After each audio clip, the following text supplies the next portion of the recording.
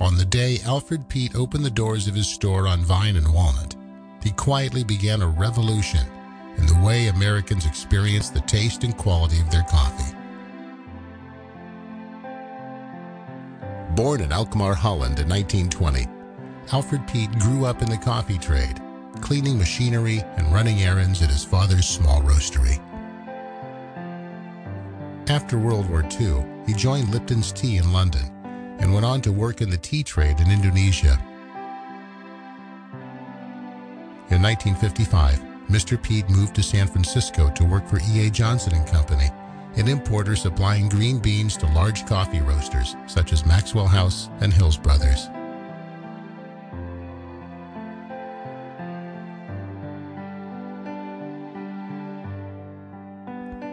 From the moment he arrived in the United States, Mr. Peet was surprised at the poor quality of coffee being drunk by Americans. He became inspired to offer an alternative, and in 1966 he set out on his own, opening a corner coffee store in a small neighborhood in Berkeley near the University of California. His style of coffee was a radical departure from what was then available, emphasizing superior quality beans, smaller batches, freshness, and a darker roasting style that produced coffee with richness and complexity.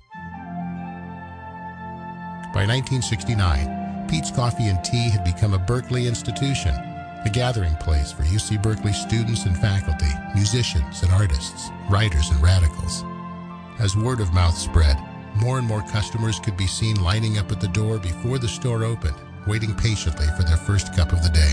And travelers to the area would seek out this coffee mecca and frequently ask for fresh roasted beans to be mailed to them upon the return home.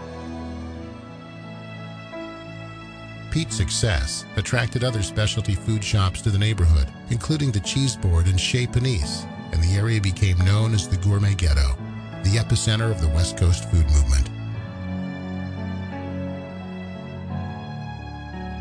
The popularity of Mr. Peet's distinctive coffee and his focus on education earned him the role of coffee guru.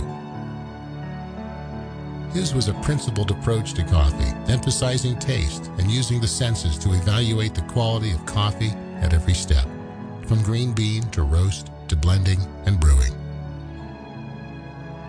He believed there was no substitute for skill and experience earned through hard work and attention to detail to achieve a result of superior quality. With his encyclopedic knowledge of coffee, Mr. Peet mentored and inspired a generation of coffee entrepreneurs, including the founders of Starbucks, whom he trained and supplied with Peet's roasted beans when they opened their first store in 1971.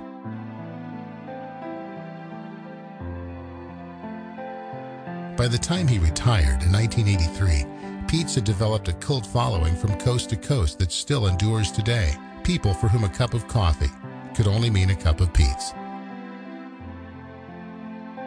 Charming and witty, yet demanding of perfection, Mr. Peet will be remembered most for his great love of coffee, which fueled his unrelenting pursuit of coffee quality, a legacy that continues to inspire the dedicated individuals who produce exceptional coffees at the company that bears his name. That this should be is only fitting. In his own words, "The coffee tells my story."